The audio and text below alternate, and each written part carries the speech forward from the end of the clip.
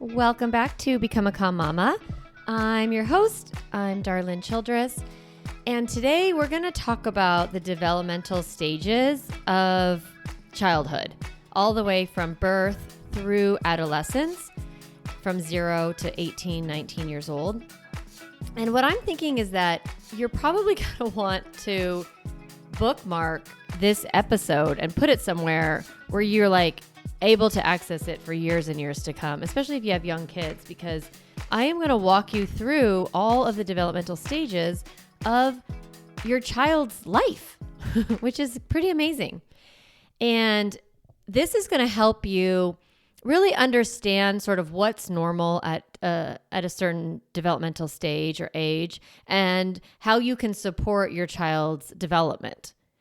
The work that I'm going to share with you is based on Erik Erikson's work.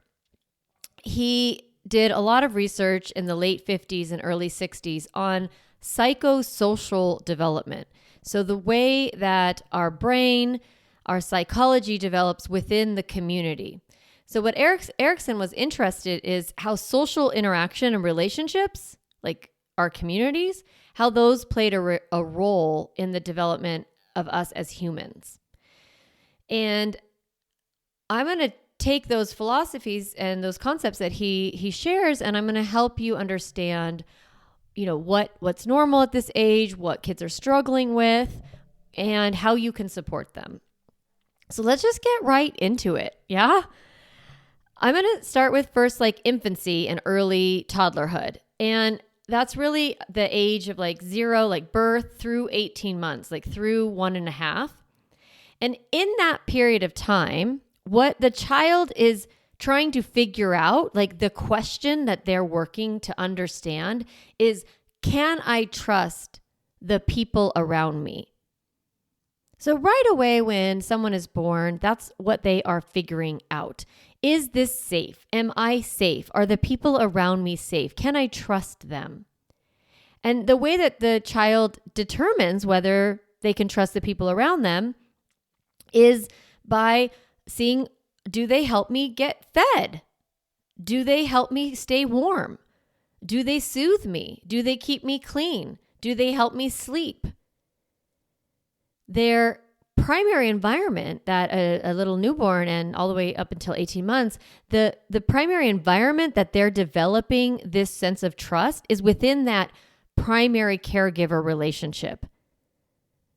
It's not a big world that a baby has. They have that relationship with their caregiver, with the people that are in their home, and they're working to figure out, am I safe? Can I trust the people around me?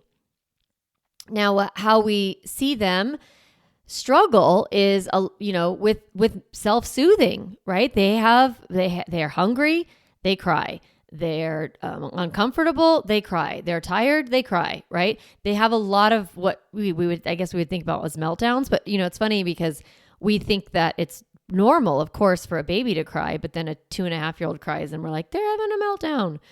But essentially, the child, it needs a lot of support. It's needy. And then it's looking to find out, are my basic needs going to get met? And that is that struggle in early infancy. So how do we support, as the parents, how do we support the development of a newborn through 18 months?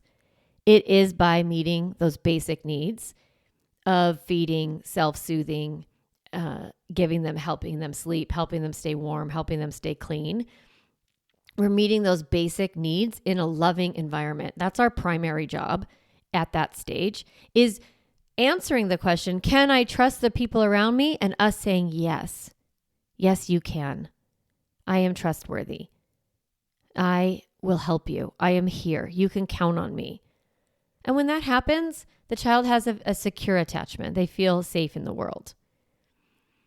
Now, from infancy and early toddlerhood, they move into that late toddlerhood and preschool stage, that 18 months to 3 years old.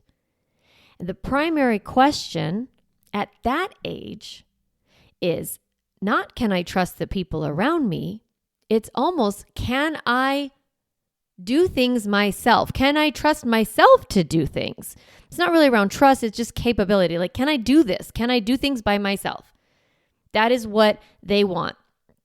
And where they are figuring that out is in their home. That's where, from 18 months to 3 years old, they're in their home mostly, and they're trying to understand, can I do things myself?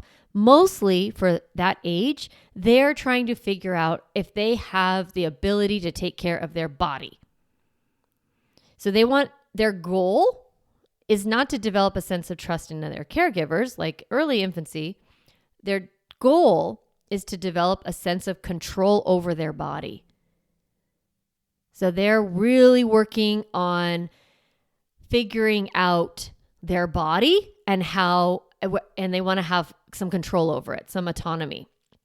So what does that look like? Primarily, they develop control over their body through the learning of toilet training, by going pee and poo on the potty, right? That's such a big, huge part of this age of 18 months to 3 years old, is learning how my body works and how to, when I have to go pee-pee and then running to the potty and going potty. That is the major area of where they are learning how to do things themselves, how to go potty by themselves, wipe themselves, all of that. The other areas that they are wanting to have more control over their body is what clothes they wear. That's why you see, young kids wanting to wear like cuckoo clothes to school or preschool or, out to Target or wherever. And they want that power over their body. They want power over what they eat. They start to get a little picky, right? Because they want to pick things. That's all that picky is I want to pick things for myself. I want to choose. And as a parent, it is really hard for us because it looks like they're refusing to listen to us or refusing to, be easy. It's like the whole, I want the blue cup, where's the blue cup? Or give me the pink thing, or I don't like this anymore. I only want this instead. It just seems like they're being difficult, but actually it's very important at that age that they have that asserting their sense of control over their body, what they eat, what they wear, how they move their bodies. They love to say, I do it myself, right? And they want to buckle themselves in the car seat. So how do you support this? How do you help them answer that question? Can I do things myself? We want them to answer that question with the answer of yes, I can. Because then that helps them grow and help them grow in their self-confidence and all of those things that they need when they're older. So how do we support that? We let them do some things. We have to slow down at this stage. 18 months to 3 years old is slow. They move slow. They need to put their socks and shoes on, and they need to struggle with their socks. They need to struggle with their shoes. And obviously they can't really tie because they don't have that finger dexterity, but like just getting those little Crocs on or whatever, their slip-on shoes, and putting on their underwear and taking a long time after going potty and moving it on and buckling their little seatbelt in their car seat. Now, of course, you don't always have time to do that, but I want you to think this is normal.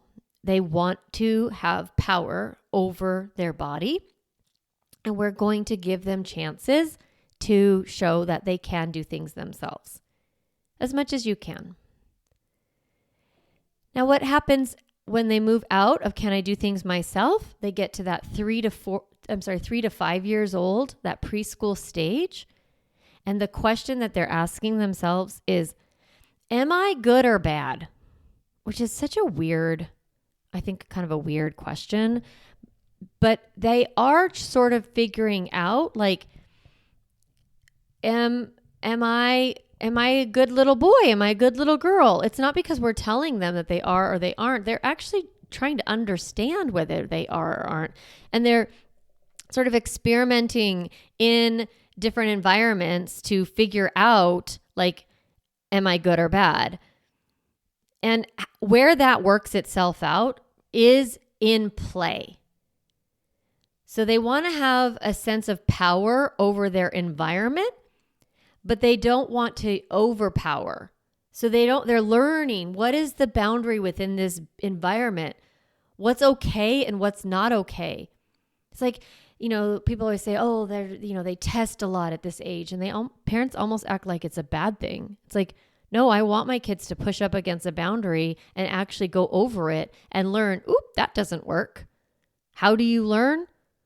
By doing it wrong.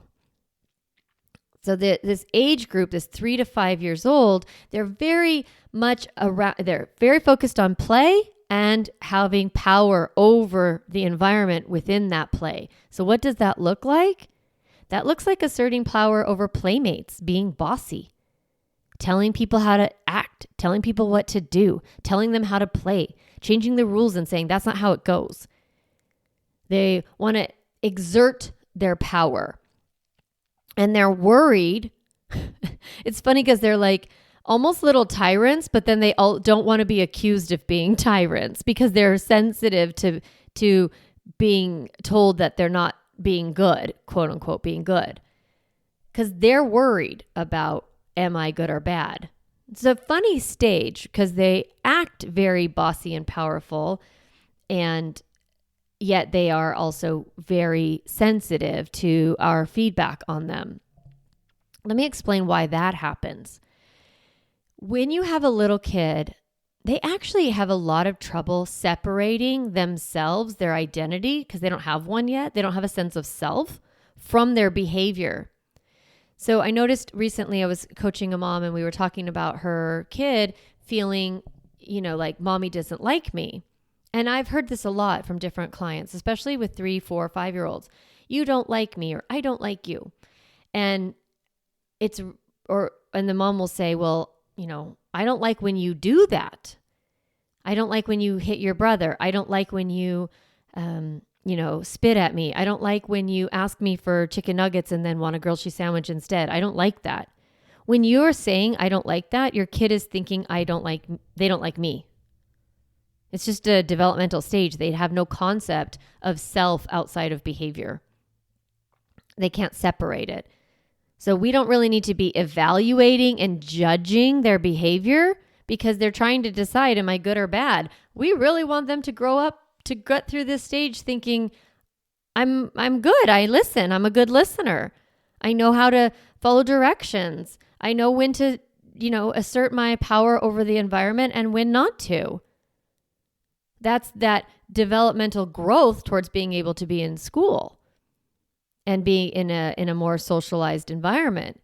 We're moving them towards that identity of I am a good listener. I am a good kid. I know how to follow directions. So we want to actually be speaking that identity for them. So how do you support them? Avoid excessive criticism, ridicule, and dismissiveness. When they say, I don't like you, you could just go back to the emotions. Are you mad? Are you sad? Are you frustrated? And not arguing like you don't like me. Instead of saying, no, I do like you, or I don't like when you behave that way. It's not your behavior. It's not you, it's your behavior. You don't have to defend or explain that concept. They're too young to understand it. All you have to do is say, are you worried that mommy's mad at you? Yeah, I love you. And then you reassure them in that moment without trying to moralize their behavior. Is that making some sense? I think so. So obviously, in this stage where they need to have power over their environment, we need to make sure that they're safe within that. So we want to give them a lot of choices because this stage can be really frustrating because they start to exercise more control over like who they play with and whether they want to go to the store and whether they're willing to go jump on the trampoline outside. And like they're kind of, figuring out how to say yes and how to say no. And they want to choose and they want to have all this power. So we want to be giving them power and choice within the limit. And so an example is, you can either eat your snack in the blue cup or not have snack. If they're trying to power over with their environment, you can just give that limit within. Some other examples of choice within limits is if they're hitting their sibling, right? You can say, you can play here as long as I don't have to worry about you hitting your sister. Do you want to sit on the couch with me or help me in the kitchen? So they're having some power over their environment, but you're still setting that firm limit of like no hitting. Or say they're in the bathtub, they don't want to get out.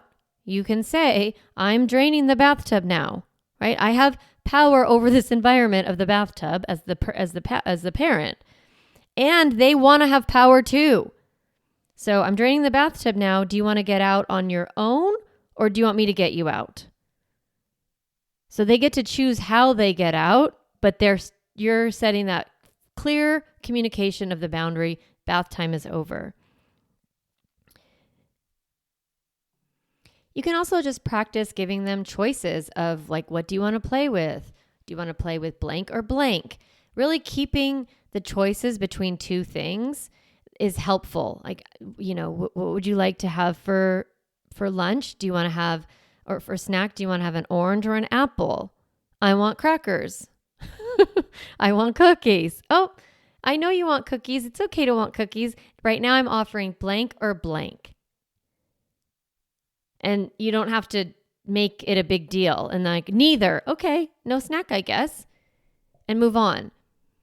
So you're allowing that choice and you're letting them sort of understand their environment, and then they have a hungry belly later, and it's like, well, they're upset that they didn't get a snack, and it's like, oh, you have a hungry belly? I really hope you're, like dinner's coming. I hope you eat a big dinner when dinner's served. So we don't have to change the environment for them. We don't have to fix their problems.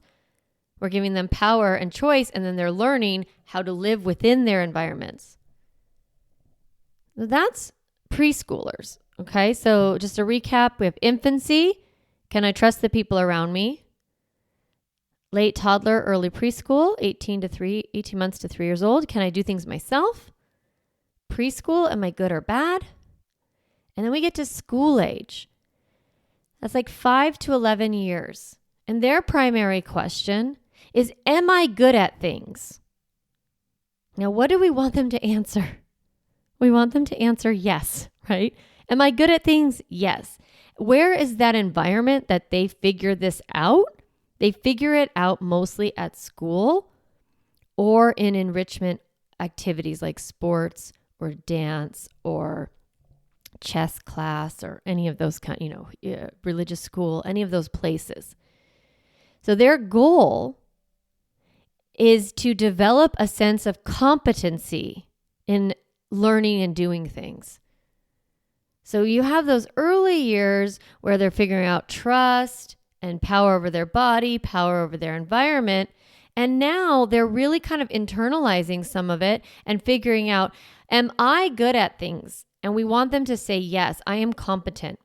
Now, a lot of times we think this is just in school, but if you think about how much little kids, but school agers are learning at that time, like they're learning to read, they're learning to write, they're learning to do math, they're maybe learning music, they're learning some sort of sports, they're learning how to play on the playground with more structured rules, like there's so many rules. Have you ever noticed that on the playground, like handball rules and foursquare rules and, basketball games that the kids make up? There's a lot of different rules, and they're all learning the rules and they're changing the rules. And right. So everyone, your kids are trying to figure out, am I good at things? And so they're going to struggle with self-doubt. They're going to be struggling with the answer to that question. They're not going to know, am I smart? Am I good at school? Am I capable? And they're going to compare themselves to their peers. They're going to not in like, am I liked? That's more about later. They care a little bit about whether they're liked or not, but mostly they care about whether they're showing that they're competent.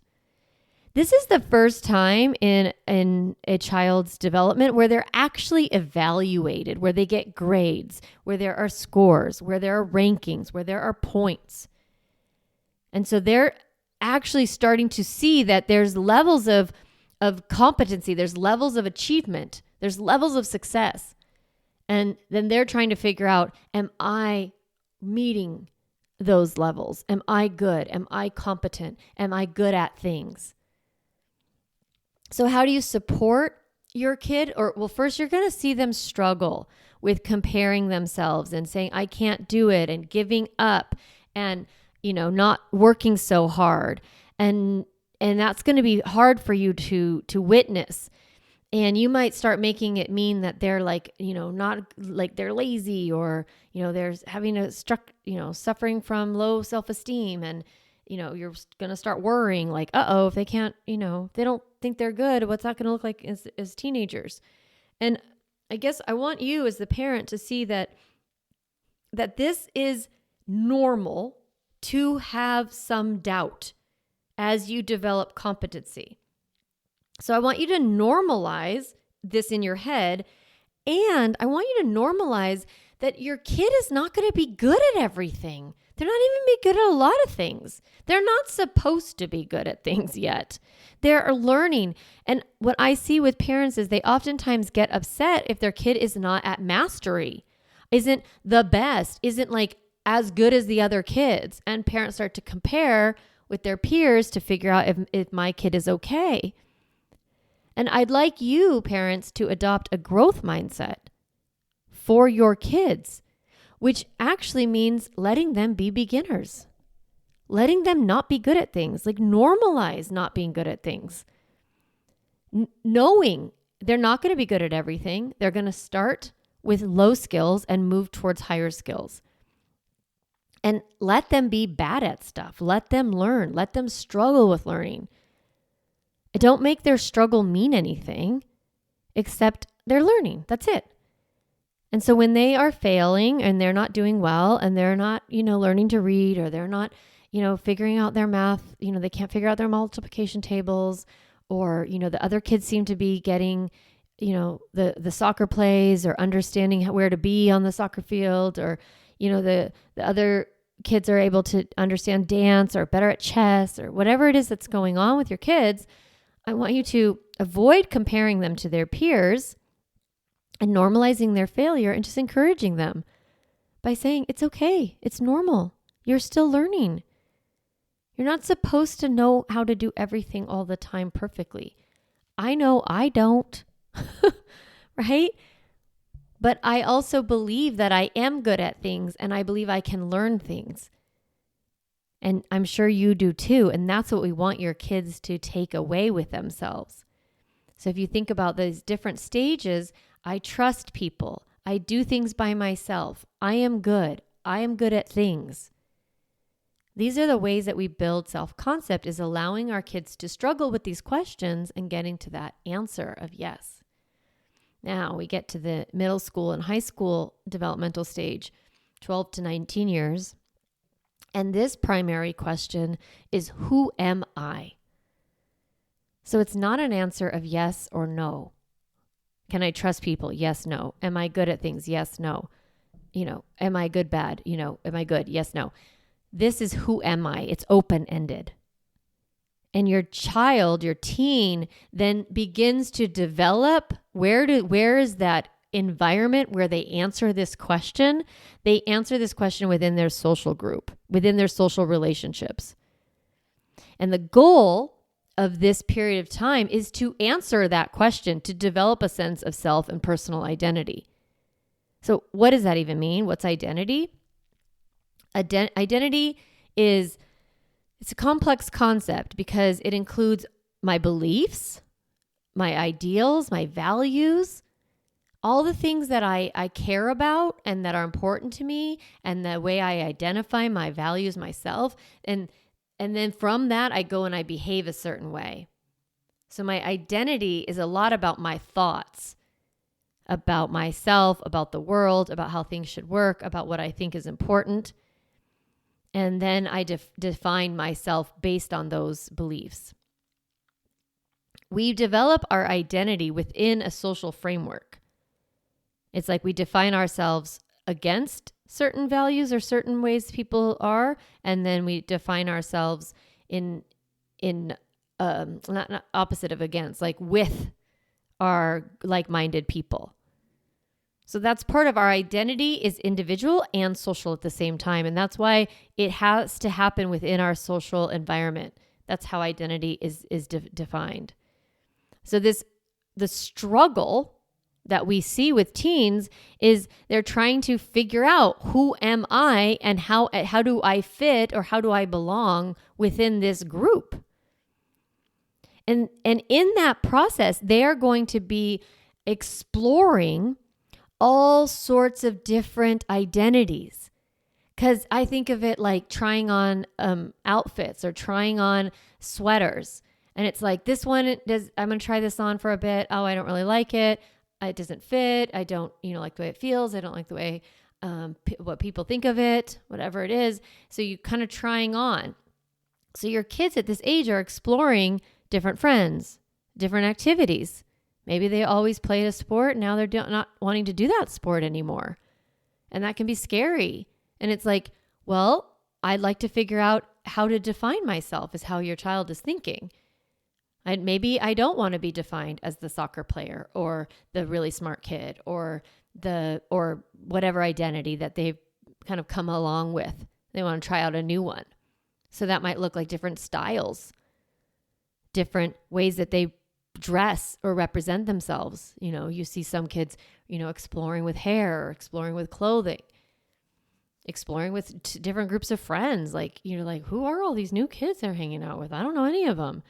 And it's like almost defining myself within the group so that I can find out who I am. That's what they're working on. They're working through defining themselves in relationship to the group. All of us are individuals within a society. And when we are allowed to express our individual self and feel like we belong in society, that's sort of the cream of the crop, right? Like that's like the pinnacle of feeling good in myself and in the world. And that's what our kids are struggling with in the teen years. It is okay for every stage that your kid is in that they are struggling with that part.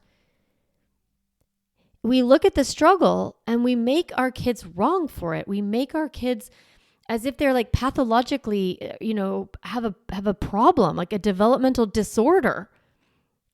And development is not a disorder.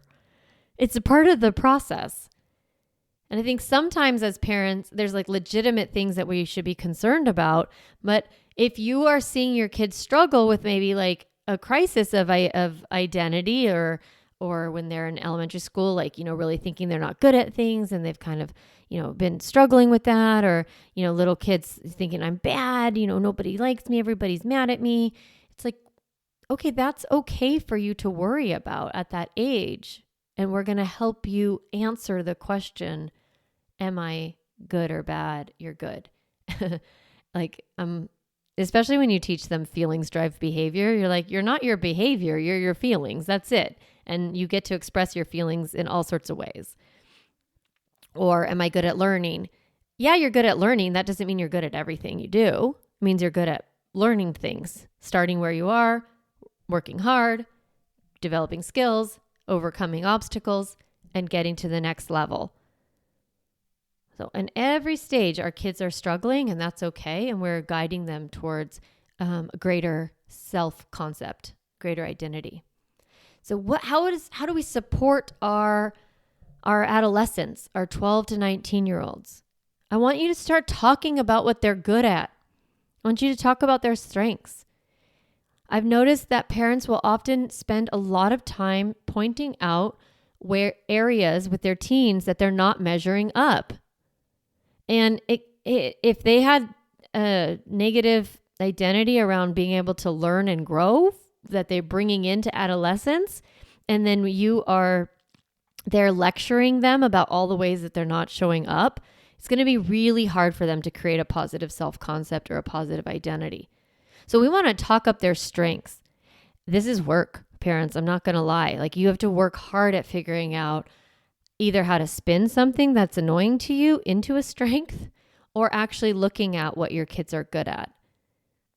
What I notice is that parents sometimes brag about their children, which is amazing. And notice what you're bragging about with your friends and use those to talk to your kids about what you're noticing, like their strengths. Another thing is to ask questions with your teenagers. Ask questions about their interests. Find out what they're thinking about. What are they watching on YouTube or TikTok or Instagram? Like, what kind of thing are they attracted to? What kinds of topics are they exploring? So much of adolescence is spent on just talking about school all the time, like schoolwork. But if you notice, the environment where they are working out their identity is not school. It's not academics. It's not with their teachers. That's all elementary school and early middle. By middle and high school, it's definitely more about the social self, not the academic self. So if you want to get to know your teenager, stop talking about school so much and start talking about them. And then letting them try new things, letting them try identities. Also giving them time to spend alone. This is something we get scared about, especially post-pandemic. We worry about social isolation. But developmentally, it's so good for teens to spend time alone because that's when they start to find out who they are. So we want them to be social and like be defining themselves within the group and also being on their own and being in their room or being, driving around or whatever it is. Taking walks, going to the park, and it's like, you're like, are you depressed? You're by yourself all the time. And actually that's part of their job is to be alone and figure out who they are. Other areas that you can do to support your teen is giving them more independence, letting them go to the mall with friends, letting them walk home from school, letting them choose their clothing styles, while also giving them more responsibility. So getting up for school, managing their schoolwork, doing some housework, setting up things that they need to be doing in the house with the understanding that they're capable, that they're great, that they can manage it all. Like that's what trust looks like, is believing that our teens are able to find out who they are and decide that they are very capable, right? The more capable someone believes they are, the more likely they are willing to take risks, to move into better decision-making, all of that. Now, if you have a teenager, I have some teenagers too. So I'm in it with you. And I know that raising a teen can be really difficult and really lonely. And I've also noticed that there aren't a lot of resources for parents of teenagers. And that's why I have started this new emotionally healthy teen course. And it's for parents who want to strengthen their relationship with their teen, to understand these developmental stages and become their child's emotional coach and their life guide. As we're moving from being the leader of our kid's life to being the guide and letting them take over the leadership of their life. And that's really difficult. And you need some tools. And so in the Emotionally Healthy Teen course, that's what I'm teaching you. I'm teaching you how to cultivate that trust in your teen, how to move away from rules into setting boundaries, moving from control to mutual respect, learning how to handle all the intensity of these years without freaking out, without getting scared, without getting too controlling. So what is it? It's a 6-week group parenting course called the Emotionally Healthy Teen course. We're going to meet on Mondays at 4:30 Pacific. So that's 4:30 Pacific, 7:30 Eastern. You can figure out where your time is in there. So Monday afternoon, starting April 17th, 2023, we're going to meet through May 22nd. So we're going to meet 6 weeks, and I'll walk you through all of these different pieces of the course that I've developed for parents. And so that you can have a good relationship with your teenager and know how to talk to them and know how to have conversations and set boundaries and give responsibility and all of that. And then I'm going to continue meeting with you once a month from June through December. So you'll have continued support with me for 6 months after the 6-week class. So the course is $497, and it also includes the Raising Teens guidebook and email support from me throughout the 6 weeks. So I highly encourage, if you have a teenager, to take advantage of this class. I'm going to offer it now and then again I think it's in September. So if you miss this one or you can't make Mondays, just let me know and we'll put you on the wait list for the next one. But this is a really good period of time to take this class, kind of the end of the school year, getting ready for summer, getting ready for, what next school year is going to look like and all of that. So you can get all the details and you can register for the Emotionally Healthy Teen course at my website, which is calmmamacoaching.com. You'll see it under the programs tab and you'll be able to register right there. So thanks for listening to the podcast. I love it. I always love if you tell me that you listen and, message me on Instagram or, in the email or whatever, because it makes me so happy to know that you're out there listening, but I know you are. And just as a little recap, just thinking about, you have your little ones, they're trying to figure out if they can trust you. You have your young toddlers, and they're trying to figure out, can I do things myself? You have your preschoolers, they're defining themselves. Am I good or am I bad? They do that through play. You have your school agers, and they're trying to figure out, am I good at things? And they're figuring that out mostly at school. And then you have your teenagers who are thinking, who am I? Also, I think, do I belong? That's another question I think they ask themselves. Who am I and do I belong?